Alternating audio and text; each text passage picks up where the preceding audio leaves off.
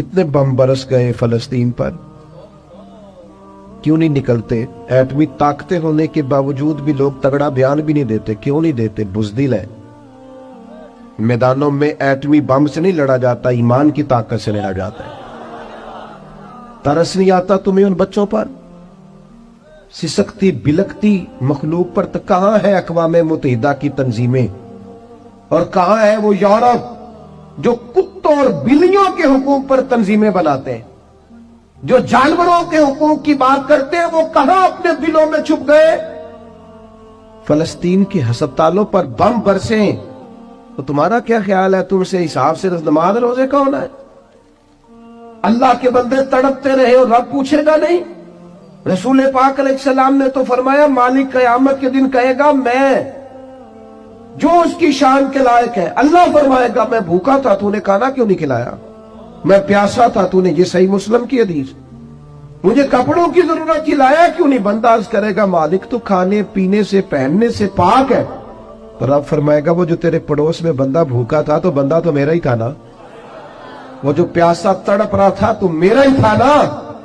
वो जिन अस्पतालों पे बम बरसते हैं, वो कौन है? वो जहां जनाजे पढ़ने को कफन मुयस्सर नहीं, वो कौन है?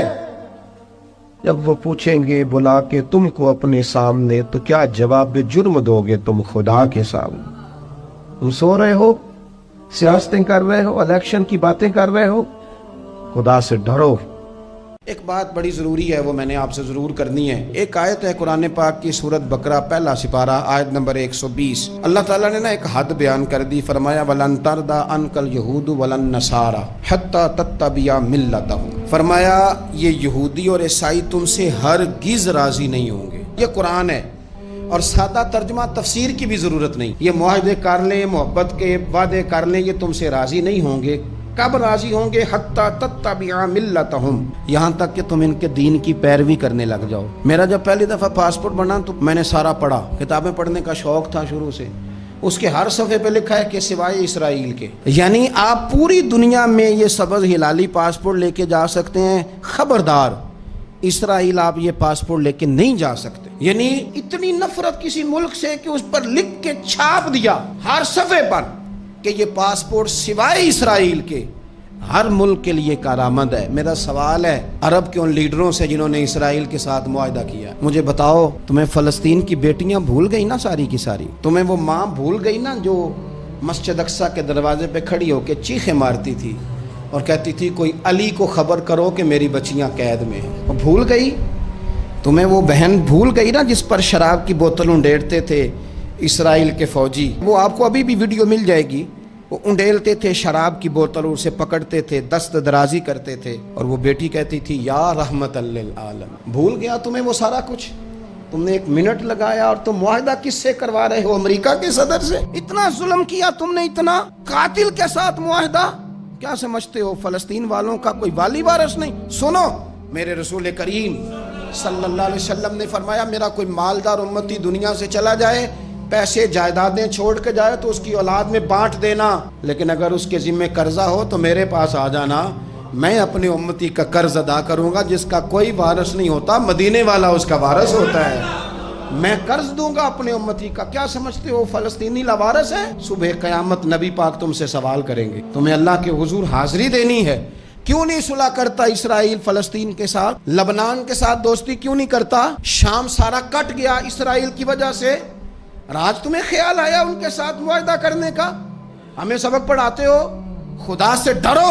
और फिर इकबाल कहते हैं, मुसलमानों से मायूस ना होना, हुक्मरानों से ज्यादा उम्मीदें भी ना लगाना। वो जो छोटे छोटे लोग निकले थे ना सहरा से, बज़ाहिर गरीब थे, बज़ाहिर उनके पास माल नहीं था, वो खालिद बिन वलीद जैसे, वो साद बिन अबी वकास जैसे, बज़ाहिर उनके पास ज्यादा असला नहीं था। इकबाल कहने लगे, मायूस ना होना, ये नहीं कहना बन कुछ नहीं सकता। फरमाने लगे, रात मैंने सुना है फरिश्ते आपस में बातें कर रहे थे। वाह इकबाल, तेरा भी अंदाज कितना निराला है। कहने लगे, रात फरिश्ते आपस में बातें कर रहे थे, मैंने सुन ली हैं। भला वो क्या कह रहे थे? ये सारे लोग ना खालिद बिन वलीद, साद बिन अबी वकास, ये सहरा के रहने वाले थे, और उस वक़्त की सबसे सुपर पावर रोमा कहलाती थी। उलट पुलट के रख दी सारी रोमी सल्तनत। तो इकबाल कहने लगे, रात फरिश्ते आपस में बातें कर रहे थे कि सुना है पाकिस्तान के, हिंदुस्तान के मुसलमान जवान मायूस हो गए, कहने लगा ना मायूस होना, निकल के सहरा से, जिसने रूमा की सल्तनत को उलट दिया था, निकल के सहरा से। गर्मी देखो इस शेर की, वलवला देखो इस मर्द का जो मुसव्वरे पाकिस्तान है, निकल के सहरा से जिसने रूमा की सल्तनत को उलट दिया था, सुना है मैंने ये कुदसियों से, वो शेर फिर होशियार होगा। वो कल बातें कर रहे थे कि बहुत सारे उनमें से फिर जाग गए और बड़ी जल्दी वो भलाक बनाएंगे। सुना है मैंने ये कुदसियों से कि वो शेर फिर होशियार होगा, वो आएगा मैदान में, निकलेगा और इंशाअल्लाह यही चिराग जलेगा तो रोशनी होगी। इंसान ज़िंदगी में जब जद्दोजहद करता है, कोशिश करता है, वो बहुत सारे दुनियावी असबाब इख्तियार करता है। जितनी अक्ल अल्लाह ने दी होती है उस अक्ल का भी वो इस्तेमाल करता है, कोशिश करता है कि कुछ अचीव कर सके ज़िंदगी में, कुछ मकासद का हुसूल उसे मुयस्सर आए। अज़ीज़ भाइयों, एक बात अपने जहन में अच्छी तरह बिठा लें और लिख लें कि ज़िंदगी में जो किसी बंदे को कामयाबी हासिल होती है वो रब ताला की मदद से हासिल होती है। अगर रब ताला मददगार हो तो फिर कोई चीज़ भी रास्ते में रुकावट नहीं बनती, और अगर मालिक करीम को मंजूर ना हो तो इंसान बेहतरीन सियासतदान हो, अच्छा एडमिनिस्ट्रेटर हो, उसका ज़हन बड़ी वुसअत रखता हो, बड़ी अच्छी प्लानिंग करना जानता हो, सारा कुछ हो, तो बंदा नाकाम हो जाता है। मुसलमानों को जितनी कामयाबियाँ मिली उनका पस मंज़र सिर्फ इतना था कि अल्लाह तबारक व तआला ने अपने बंदों की मदद फरमाई। और अब ताला ने कुरान मजीद में इस हकीकत का बयान किया, फरमाया बलिल्लाहु मौलाकुम, फरमाया बल्कि अल्लाह तुम्हारा मौला है, वहुव खैरुन नासिरीन, और वो बेहतरीन मददगार है। वो जो रब तुम्हारा मौला है वो बेहतरीन मददगार है। और अगर वो मदद करे तुम्हारी, सूरह आले इमरान में आगे जाके इरशाद फरमाया अगर अल्लाह मदद करे तो फिर तुम पर कोई गालिब नहीं आ सकता, और अगर वो तुम्हारी मदद छोड़ दे तो फिर कोई तुम्हारी मदद कर सकता, कोई मदद नहीं कर सकता।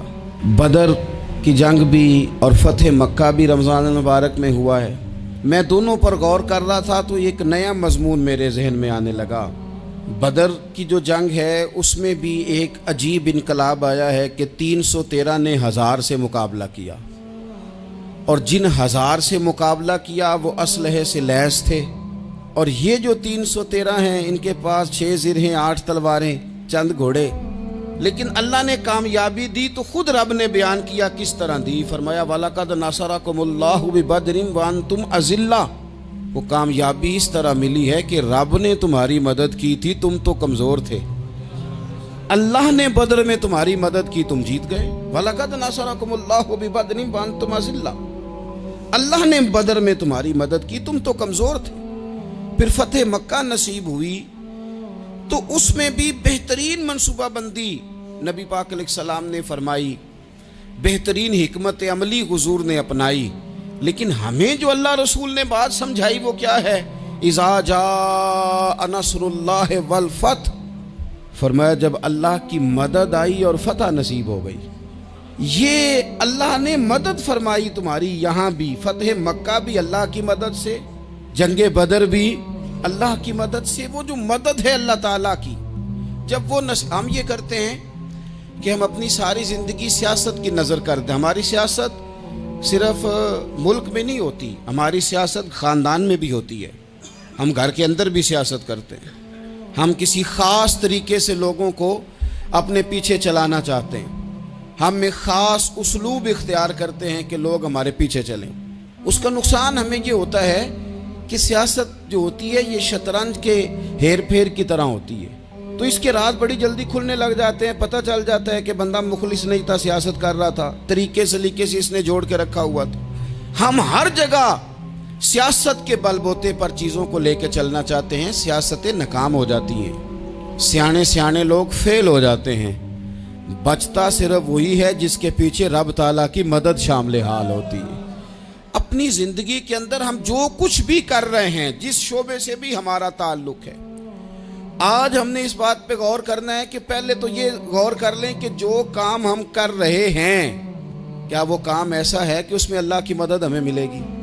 अगर आप कोई माज़अल्लाह नाजायज़ काम कर रहे हैं, फेले हराम का इर्तिकाब कर रहे हैं तो उसमें तो मदद इलाही आएगी नहीं।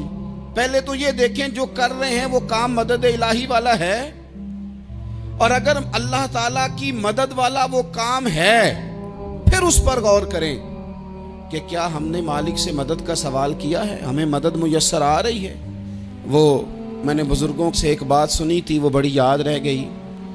वो फरमाया करते थे काबिलियत भी बड़ी चीज़ है लेकिन कबूलियत सबसे बड़ी चीज़ है। काबिल होना भी बड़ी बात है लेकिन ज़्यादा बड़ी बात यह है कि उसकी बारगाह में कबूल भी है कि नहीं। अपनी ज़िंदगी में अल्लाह की मदद की तरफ बढ़ें, मालिक की मदद का हुसूल इख्तियार करने की कोशिश करें, अल्लाह के साथ अपने आप को जोड़ें। अगर अल्लाह की मदद नसीब हो, ये जो हम जितना डरते रहते हैं, सहमे रहते हैं, परेशान रहते हैं कोई क्या कर देगा, हमारे यहाँ ना हर शोबे में माज़अल्लाह एक माफिया है, इल्ला माशाअल्लाह। वो माफिया कहता है मेरे साथ मिलोगे तो मैं चलने दूंगा वरना मैं नहीं चलने दूंगा, मार्केट में आ ही नहीं सकता फलाना बंदा क्योंकि यहाँ हमारा कब्जा है। और मेरे भाई फिर बहुत सारे लोग जिनकी नीयतें और इरादे बड़े अच्छे होते हैं शुरू में, वो भी उस माफिया का शिकार हो जाते हैं और उनके रंग में रंग जाते हैं। याद रखना, किसी शख्स की ब्लैकमेलिंग का कभी शिकार ना होना, कभी किसी की मीठी और मुसज्जा मुकफ़ा बातों का शिकार ना होना। कोई क्या कर सकता है अगर अल्लाह मददगार हो तो। जिसको रब करीम उठाना चाहे उसे कोई गिरा सकता है। हम ये डरे डरे सहमे परेशान फैसला करने की ताकत नहीं, मुझे चलना चाहिए कि नहीं, उठना चाहिए कि नहीं, करना चाहिए। उठ बांध कमर क्यों डरता है, फिर देखो खुदा क्या करता है। हज़रत अब्दुल्ला इब्न अब्बास फरमाते हैं मेरे नबी पाक अलैहिस्सलाम ने मेरी तरबियत फरमाई, हुजूर ने मेरी तरबियत फरमाई। और महबूब पाक अलैहिस्सलाम ने फरमाया अब्दुल्ला याद रखना, ये नौजवान दोस्त मेरी बात लिख लें, परेशान लोग मेरी बात लिख लें, जिनके पास कुव्वत फैसला नहीं वो इस बात को लिख लें। हज़रत अब्दुल्ला इब्न अब्बास फरमाते हैं मेरे नबी पाक अलैहिस्सलाम ने मुझसे फरमाया था अब्दुल्ला सुन, अगर सारी दुनिया मिल के तेरा कोई नफा करना चाहे कर नहीं सकती जब तक मेरे रब की रजा ना हो। और फरमाया सारी दुनिया मिल के तेरा कुछ बिगाड़ना चाहे तो अब्दुल्ला बिगाड़ नहीं सकती जब तक रब करीम की हिकमत का तकाजा ना हो। लोगों से डरना, लोगों की तरफ देखना, माहौल देख के अपने राह का तयन करना, हर बंदे के ख्यालात के मुताबिक ढलने की कोशिश करना, फलाना ना नाराज हो जाए, फलाना ना नाराज हो जाए, वो जिसने होना हो जाए, बस रब रसूल नाराज ना हो। अपनी जिंदगी में अपने मालिक को मौला जान के, बलिल्लाहु मौलाकुम, अल्लाह तुम्हारा मौला है, वहुवा खैरुन नासिरीन, वो बेहतरीन मददगार है। तवज्जो जब भी करें रब की जानिब करें, अपने दिल का किबला दुरुस्त रखें, सोचों के जाविये सीधे रखें। मेरे भाई मालिक जब बंदोबस्त कर दे ना, जब मालिक बंदोबस्त कर दे फिर ऐसा बंदोबस्त करता है कि लोगों के पास ना चारा नहीं रहता। हजरत मरियम रज़ियल्लाहु ताला अन्हा पाकबाज थी, मस्जिद में रही थी, पर मालिक की हिकमत के तकाजे बड़े अजीब है ना। फिर जनाब मरियम को अल्लाह ताला ने बगैर शौहर के औलाद अता कर दी।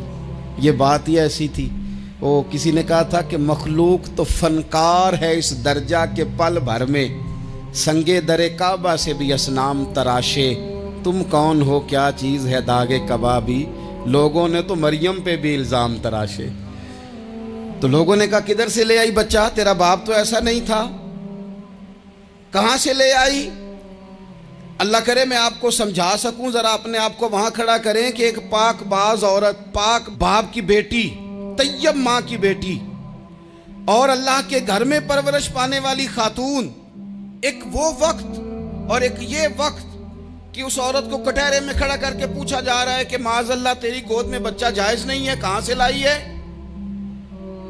अब खुद से सफाइयां बंदा कितनी को दे, कितनी को वजाहतें करे। और मैंने तो अपनी जिंदगी में देखा है ज्यादा वजाहत देने वाले को भी लोग झूठा समझने लग जाते हैं। ज्यादा वजाहत देने पर भी लोग कमजोरी का इजहार समझते हैं कि कमजोर पड़ गया। आप सुलह की कोशिश करते हैं, सामने वाला बुज़दिल समझ लेता है। ज्यादा वजाहतें भी कमजोर कर देती हैं। अब हजरत मरियम को कटहरे में खड़ा करके कहा बच्चा किसका है। तो फिर खुदा बंदोबस्त जब करे, अल्लाह जब मददगार हो, तो फिर हजरत मरियम की गवाही दरख्तों से नहीं दिलवाई उसने, पत्तों से नहीं दिलवाई, फिर फरिश्ते नहीं भेजे। हजरत मरियम कहने लगी मुझसे ना पूछो, वो जो पंगूड़े में है उसी से पूछ लो, उनसे पूछो ना, वो कौन है पूछ लो, उनसे कर लो सवाल। उन्होंने कहा पंगूड़े में चंद दिनों का बच्चा, ये जवाब देगा? मददगार था रब। उनकी बरात का ऐलान करना था मालिक ने, और जब मालिक ऐलान कर दे, जब मालिक तेरी सफाई देना चाहे, जब मालिक तुझे दुनिया के सामने निखारना चाहे, तो पंगूड़े में लेटे हजरत ईसा बोल के कहने लगे इन्नी अब्दुल्ला आतानी अल किताबा, फरमाया मैं अल्लाह का बंदा हूं, रब ने मुझे किताब अता करके नबी बना के दुनिया में भेजा है। मैं अल्लाह का बंदा हूं, किताब लेके आया हूं, नबी बन के आया हूं। फिर पंगूड़े से ऐलान हो गया, फिर बच्चा बोल पड़ा। और ये एक दफा नहीं बात हुई, ये बनी इसराइल में एक जुरैज नाम के शख्स भी थे जो नमाज पढ़ रहे थे। बाज ने लिखा है नफल नमाज थी, अम्मा ने पुकारा तो आए नहीं, तो माँ के मुंह से निकल गया तू इतनी देर तक मरेगा नहीं जब तक किसी बेहया औरत का मुंह ना देख ले। तो वो इबादत गुजार थे, लेकिन लोगों ने उनकी इबादत, रियाजत, परहेजगारी को नहीं देखा। बस एक औरत को भेज के इल्ज़ाम लगवा दिया। वो औरत आया जाया करती थी, अब आ जाती हैं औरतें, मसला पूछने की नीयत से भी आ जाती हैं। माहौल में कुछ जगह ऐसी भी हैं जहां औरतें दम कराने के बहाने आ जाती हैं। वो खातून आती जाती थी उस खानका पे, आस्ताने पे, ये बुखारी में मौजूद है, पर उसने कहा मेरी गोद में जो बच्चा है ये इन्हीं का है। मुझे बताएं कैसे बंदा वजाहत दे। हालात खराब हो गए, लोग कुटिया जलाने लगे, माहौल और तरह का बन गया। मेरे नबी पाक अलैहिस्सलातु सलाम फरमाते हैं फिर उस रब के बंदे ने कहा मालिक तू करीम है, तेरी मशीयत का तकाजा आया जो मेरी माँ ने जुमले बोले थे, पर अब मैं वजाहत देने के काबिल नहीं रहा, अब तू ही करम करेगा तो दरवाज़ा खुलेगा। तो वो चंद दिनों का बच्चा पंगूड़े में बोल के कहने लगा मैं इस दरवेश का नहीं, मैं तो फलाने चरवाहे का बच्चा हूँ, वो जो बकरियां चराता है। रब की मदद को पुकारें, अपने साथ अपने मालिक की मदद को शामिल करें, थोड़े रिस्क पर भी गुजारा अच्छा होने लग जाएगा। सारे लोग आपको गिराने की तदबीरें कर रहे होंगे और मालिक आपको इज्जतें अता फरमा देगा, उसकी बारगाह से हिकमत का तकाजा और हो जाएगा।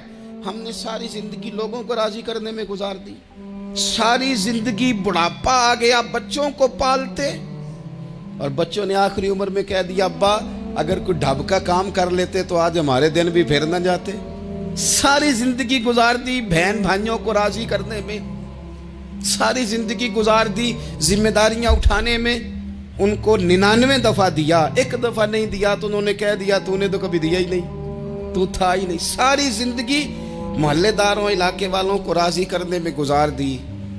और मैंने ऐसे लोग भी देखे दीन के लिए वक्त गुजारा, लेकिन जब बुढ़ापे में दांत काम ना करते थे तो वक्त के मुफ्तियों को भी मस्जिदों की कमेटियों ने कह दिया अब आपकी समझ नहीं आती, हमने खतीब को यौर रखना है, न देखो दुनिया की तरफ, दुनिया रुला देती है, न राजी करो बंदों को, बंदे थका देते हैं, न पीछे भागो हर वक्त दुनियादारों के, ये इंसान को कमज़ोर कर देते हैं।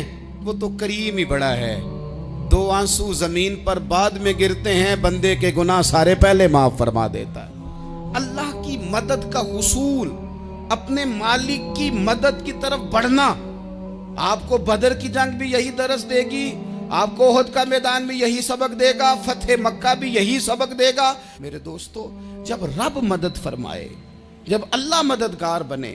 दोस्तों से एक बात अक्सर करता हूँ, मैं कहता हूँ कि जितने दर्द से आप अमीर को अपनी कहानी सुनाते हैं ना, और जिस तरह आपके आंसू बात करने से पहले गिर जाते हैं कि गरीब हैं, बच्चियां हैं, कारोबार नहीं, ओ मेरे संगियो, इससे आधे आंसू अपने रब की बारगाह में बखेरो, उसके हुजूर अर्ज गुजार हो जाओ, उससे तलब करो। एक वक्त इंसान पर जिंदगी में ऐसा आता है कि उसे यूं महसूस होता है कि मेरा साया भी जरा सा पीछे हट गया है, उसे यूं लगता है कि मैं किसी सहारे पे हाथ डालता हूं तो वो भाग जाता है मुझसे। लेकिन मालिक की बारगाह ऐसी अजीम बारगाह है, रब रसूल के आस्थाने इतने बड़े हैं कि आप जब वहाँ कशकोले तलब दराज करते हैं तो झोली फैलाने में देर लगती है, उनको भरने में तो कोई देर नहीं लगती।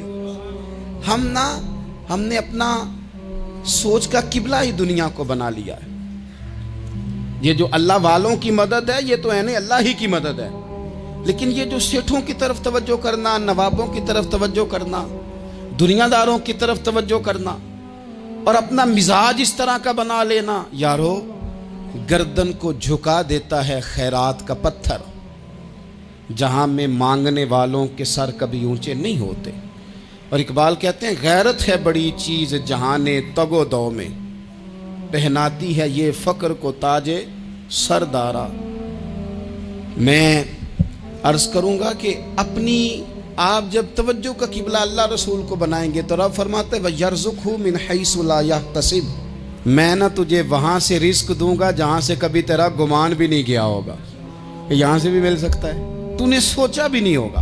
बुखारी शरीफ में हदीस है, हज़रत जाबिर इब्न अब्दुल्लाह फरमाते हैं, नबी पाक सल्लल्लाहु अलैहि वसल्लम ने ना 300 लोगों का एक लश्कर रवाना किया किसी मुहिम के लिए, किसी जिहाद के लिए।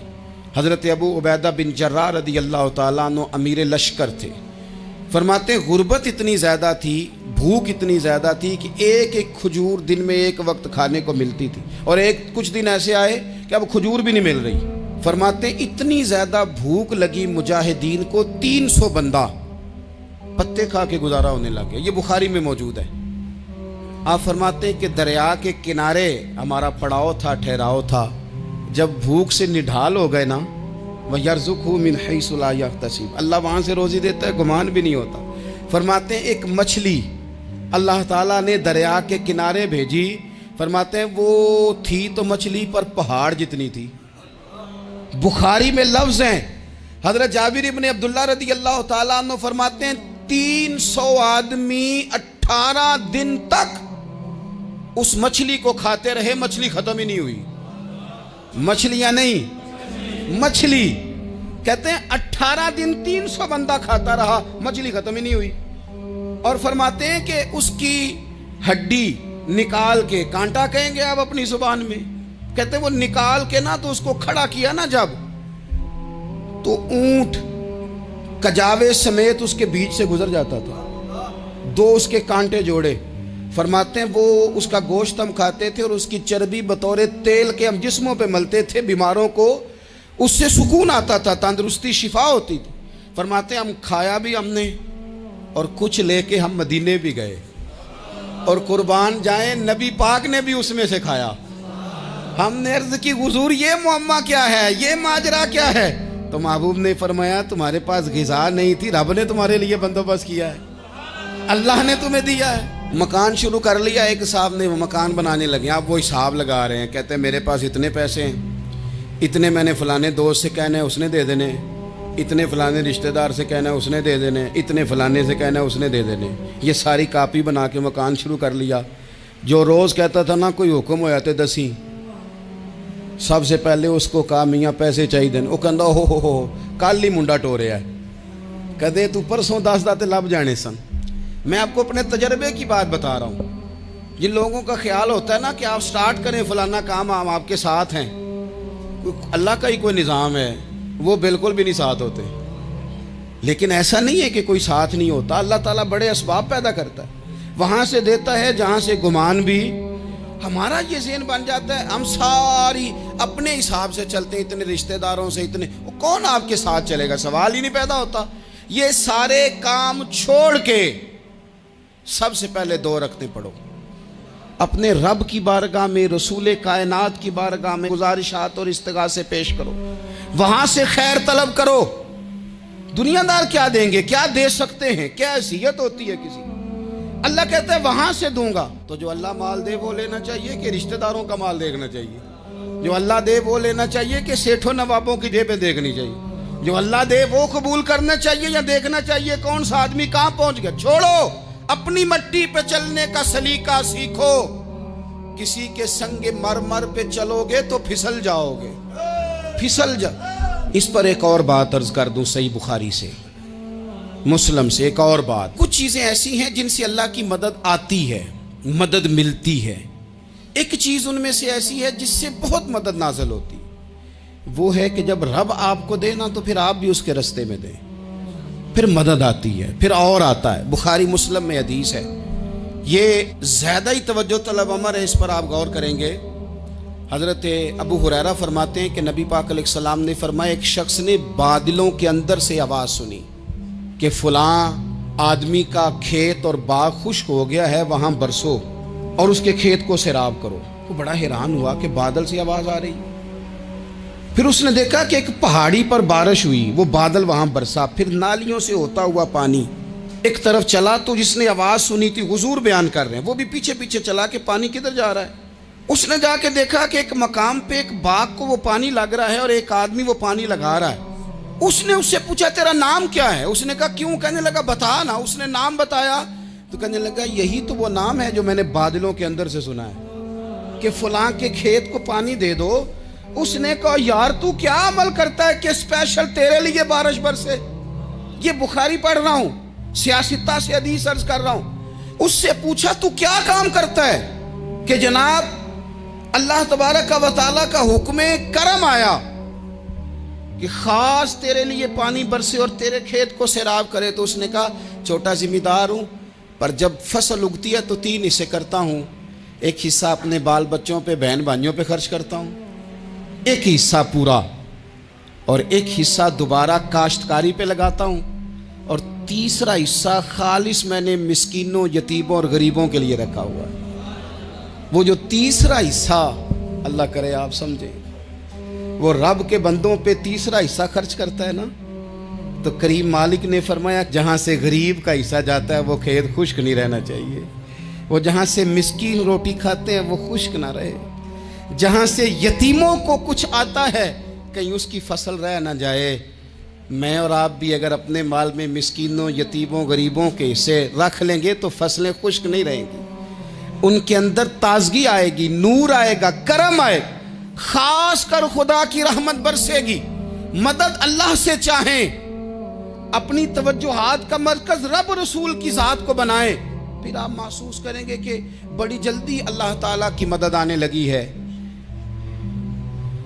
कभी आप सिर्फ कह देना मेरा रब मेरे साथ है, इस लफ्ज में इतनी ताकत है कि दुश्मन वैसे ज़ेर हो जाता है। जिंदगी में किसी से भी लड़ाई हो, अच्छी तरह सोच लें कि अल्लाह उस तरफ है या इस तरफ है। अगर आप ज्यादती पे हैं तो फिर रब मजलूम की जानिब है। अगर अल्लाह की मदद आपके साथ है तो दुनिया की कोई ताकत आपको गिरा नहीं सकती। और अगर आप मजलूम के मुकाबले में जालिम बन के आप खड़े हो गए हैं और आपने रवैया वो इख्तियार किया है कि जिसमें मदद नहीं आएगी, तो फिर याद रख लें कि आप कोई भी हैं, कहां भी हैं, आप कमजोर हैं। ताकतवर थे इब्तदाए इस्लाम में, ज़ाहिरी ताकत थी कुफारे मक्का के पास, वो डंडों से मारते थे गरीबों को, उनके हाथों में डंडे थे, पर खुदाई ताकत इन मजलूमों के साथ थी। साहिब जुरकानी ने लिखा है, हजरत जुनैरा रदी अल्लाह ताला अन्हा एक लौंडी हैं, गरीब हैं, माड़ेदा की काम मोहम्मद नस जाना या रोना, गरीब सादी बीबी और लौंडी कनीजा, एक मुशरक की कनीजा थी, इन्होंने कलमा पढ़ लिया। वो डंडों से मारता, दुर्रों से मारता, तकलीफ देता। हजरत जुनैरा रदी अल्लाह ताला अन्हा को इतना मारा, इतना मारा। अब आप एक और पहलू पर भी गौर करें, मार भी पड़ रही है पर खुदा इधर ही है, अल्लाह की मदद इधर ही है। रब कहता है कि पहले तू सब्र करना, इन्नल्लाह मास साबिरीन, तू सब्र करेगा तो फिर रब की मैयत मिलेगी। जरा ठहरना, तू थोड़ा डटना। इन्नल्लज़ीना क़ालू रब्बुनल्लाहु सुम्मा इस्तक़ामू ततनज़्ज़लु अलैहिमुल मलाइका, तू कह अल्लाह मेरा रब है, फिर तू पहले डट, पहले तूने डटना है। सुम्मा इस्तक़ामू, जो डट गया, ततनज़्ज़लु अलैहिमुल मलाइका, डटने वाले के लिए मदद आती। पहले थोड़ा ठहरना पड़ता है, पहले थोड़ा सब्र करना पड़ता है, हौसला करना पड़ता, उसके बाद मदद आती। मार पड़ रही है, मारा जा रहा है। हजरत जुनैरा को उनका मालिक जो है, ज़ाहिरी आका, वो मार रहा है। ये कनीज़ा है, इतना मारा, इतना मारा उनकी बिनाई चली गई, नजर आना बंद हो गया। अबू जहल आया और कहने लगा, जुनैरा देखा ना हमारे बुत तेरी आंखें ले गए, माज़अल्लाह, लातो मनात हमारे बुतों ने तुझे अंधा कर दिया। अब ऐसा नहीं है कि बीबी रोती जा रही है, रोती जा रही है, मायूसी मायूसी, माज़अल्लाह, परेशानी, गरीबी बड़ी है, पूछने वाला कोई नहीं, ये बातें नहीं। क्या जुमले हैं खातून के, क्या लफ्ज हैं। अबू जाल ने तंजिया कहा, माज़अल्लाह, कहने लगा देखा ना हमारे बुतों ने तुझे अंधा कर दिया। तो जनाब जुनैरा आंखों की बिनाई गई है, रात को गई है, दुख अभी ताजा है, लेकिन अल्लाह पे जो तवक्कुल है, अपने मालिक से जो रिश्ता है वो इतना मजबूत है, इतना ताकतवर है, उसमें इतनी गहराई है कि हजरत जुनैरा बोल के ना इतनी कुव्वत से बोली, इतनी ताकत से बोली कि पूरे कुफर पर लर्जा तारी हो गया। फरमाने लगी, तुम्हारे बुतों की क्या औकात है कि मेरी बिनाई ले जाएं, ये मेरी रब की हिकमत का तकाजा है। जब तक उसने चाहा जुनैरा देखती रही, और जब उसने चाहा जुनैरा की आंखों की बिनाई चली गई, और अगर वो चाहेगा ना तो बिनाई वापस भी कर देगा। अगर हो ज़ौक़े यकीन पैदा तो कट जाती हैं जंजीरें, अगर वो चाहेगा तो बिनाई आ भी जाएगी। हजरत जुनैरा ने रात को ये लफ्ज कहे, अबू जाल और सारे कुफ्फार डर के सुन के चले गए। आप इत्मीनान से आके बिस्तर पे सोई। जब सवेरे उठी तो अल्लाह ने आंखों की रोशनी वापस कर दी थी। आंखों की अब छड़ी पकड़ी है, बाजारों में घूमती है, कहती है बुलाओ किधर है तुम्हारे नातो मनात, देखो मेरे रब ने रोशनी वापस कर दी। आकर मेरे साथ इधर आ, सितमगर हुनर आजमाए, तू तीर आजमा हम जिगर आजमाए। बीमार लोगों याद रखो, कह दिया डॉक्टर ने कि तू बड़ा बीमार है, तू बड़ा कमजोर है, ये हो गया वो हो गया, तो डॉक्टर अपने इल्म के मुताबिक बात कर रहा है। होगा तो वो जो मेरा रब चाहेगा। कमजोर हो जाना, परेशान हो जाना, तकलीफ में आ जाना, पता नहीं बात हो गई है तो जाने क्या हो जाएगा। अपनी जिंदगी के अंदर अपने रब से रिश्ता मजबूत करें, रसूल कायनात से रिश्ता मजबूत करें, अल्लाह वालों से रिश्ता मजबूत करें। हजरत जुनैरा ने पैगाम दिया कि जिंदगी में जो जीना चाहते हैं तो वो रब का नाम लेके जी सकते हैं। जो अपनी जिंदगी में खुशियां देखना चाहते हैं तो रसूलुल्लाह के नाम पर खुशियां देखी जा सकती हैं। तवक्कुल की बुनियाद पर बंदा खुशियां ले सकता है। और अगर इंसान में तवक्कुल नहीं है तो फिर वो इस काले जादू से भी डर रहा है, वो नीले से भी डर रहा है, वो पीले से भी डर रहा है, वो फलाने से भी डर रहा है, वो मेरे खिलाफ फलाना रिश्तेदार साजिश कर रहा है तो डर रहा है, फलाना मेरे बारे में ये कर रहा है तो डर रहा है, वो पता नहीं दुनिया इधर हो जाएगी तो क्या हो जाएगा, उठ बांध कमर क्यों डरता है, फिर देख खुदा क्या करता है। तो इस सारी गुफ्तगू का निचोड़ आपको ये अर्ज किया है। सबसे पहले तो ये कि मैदानों में मदद भी अल्लाह की, रिस्क में मदद भी अल्लाह की, फसलें खुश्क हों तो मदद फिर भी अल्लाह करे, तो फिर सारी मदद, और अगर इंसान बीमार हो तो फिर भी मदद अल्लाह की। तो अपने अल्लाह की जानिब तवज्जो को बढ़ाएं, आप अल्लाह से मदद के सवाली बने। तिरमिज़ी की एक हदीस है, मैं आपको ज़िंदगी का तजर्बा बताता हूँ कि जब मैं बड़ा परेशान होता हूँ तो ये वाली रवायत खोल लेता हूँ, मज़ा देती है। मेरे नबी पाक अलैहिस्सलाम ने फरमाया, अपने दुख सेठों नवाबों को ना कहना, मालदारों का ना कहना, वरना अल्लाह तुम्हें कभी गनी नहीं करेगा। फरमाया अपने दुख अपने रब की बारगाह में अर्ज़ करना, जल्दी करे या देर से करे अल्लाह तुम्हें लोगों से बेनियाज कर देगा, अल्लाह तुम्हें गनी कर देगा। रात को बैठो ना उसकी बारगाह, उसे दुखड़े सुनाओ, छोटी छोटी बातें। हुजूर ने फरमाया नमक भी मांगो तो रब से मांगो, छोटी छोटी बात से शुरू करो ना। जब बंदा शुरू करता है ना छोटी छोटी चीज़ें, तो बड़ी सारी चीज़ें ये इस तरह होता है जैसे बंदा रब से गुफ्तगू कर रहा है, मालिक मुझे ये चाहिए, मालिक मैं यहाँ कमज़ोर हूँ, अल्लाह मैं यहाँ परेशान हूँ। आप ये करके तो देखें, लंबी लंबी दुआएं मांग के तो देखें, उसके हुजूर जुड़ के तो देखें, आप देखेंगे राहत कितनी है, सुकून कितना है।